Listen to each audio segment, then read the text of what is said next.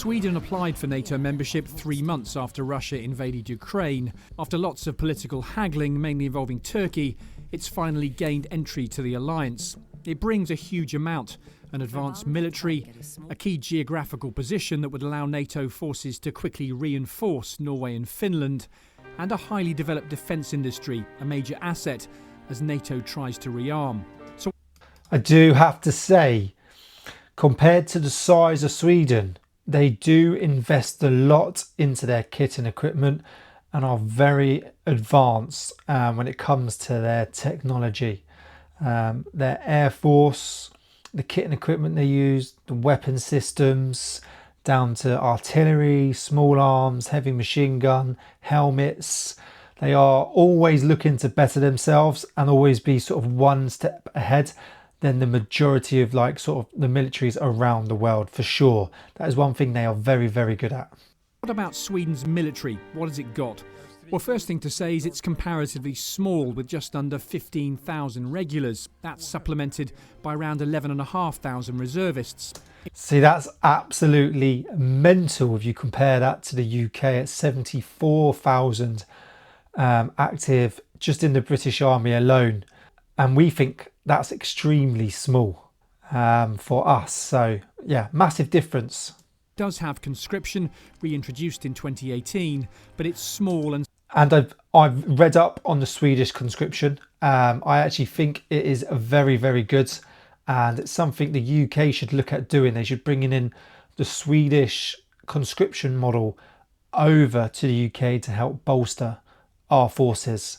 I definitely believe it's one of the best conscription models that is out there currently.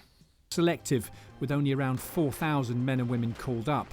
Sweden's army has just under 7,000 troops, but for such a small force, it's well equipped. It has 110 Leopard 2 main battle tanks, 319 CV-90 infantry fighting vehicles, and 26 Archer self-propelled howitzers. And if you compare those numbers to the UK, who are most probably very similar when it comes to main battle tanks, we've got less 155 self-propelled howitzers and CV-90s. I definitely believe we've got a lot less when it comes to vehicles such as the Ajax, where I believe the Ajax variants across the board is only going to be around 600. The Swedish-designed rapid-fire artillery systems that the British Army is also buying. They can engage a target, fire and drive away in less than 20 seconds. Yes, that is true. The UK is buying them, but we are only purchasing 14 as a temporary measure until the RCH 155 actually comes in to permanent use. So yes, we're purchasing them, but sadly not as a permanent move, which I believe we should. It's definitely the best, or if not one of the best, artillery pieces that are out there right now. Next up, Sweden's Navy. It's regarded as small but very capable, bigger than every other navy in the Baltic except Germany's. It tends to operate exclusively in the Baltic Sea and along the country's west coast. In terms of personnel, it has around 2,300, half as sailors, half amphibious forces. Vessel-wise, Sweden has, amongst other things, 4 submarines, 5 corvettes and 7 mine warfare ships. Sweden's Gotland submarines have a unique engine that uses the power generated by expanding and contracting gases to drive the subsystems. And these submarines are that good. They actually defeated the US Navy, if I remember correctly. They've actually got 4 submarines for only 2,500 personnel within the Royal Navy. Like I said, when it comes to kit and equipment, they are highly in advance and way ahead a lot of other nations. But they do only operate within the Baltic region mainly, and they know it inside and out. So when it does come to them joining NATO, that is one huge strength that they actually bring. Obviously, with Russia being in that area on the border, having a country that knows the inside and outs of the Baltic Sea, and it's able to operate within there while having the capability of some of the best submarines on the market as well, is a massive strength coming towards NATO. Them particularly quiet and means they don't have to surface for weeks. Finally, Sweden will also bring its impressive air force to the North Atlantic Alliance. It includes 2,700 Air Force personnel and 6 squadrons of Gripen multi-role fighter jets, produced by the Swedish company Saab.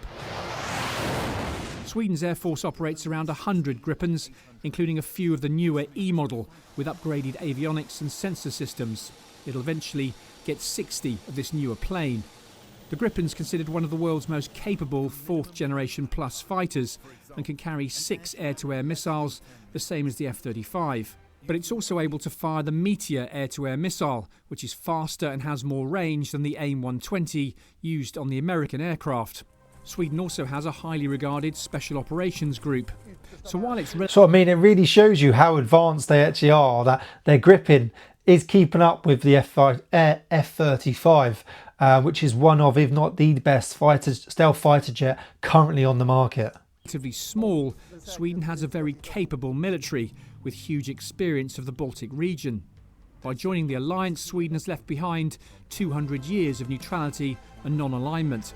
Its membership both hugely symbolic and militarily important, another brick in the Western Wall against Vladimir Putin's territorial ambitions.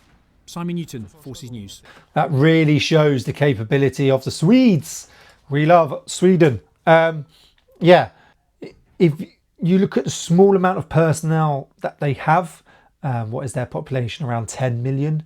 So obviously percentage wise, they could most probably have a little bit more when it comes to personnel, but they have quite a few, even though the reserve pool is quite small, there's a lot of guys that have done conscription and that are actually trained to a high level. So there's a lot more people who in the sort of reserve mode that they would be able to call up upon, compared to like the UK, as we don't have a conscription model anymore.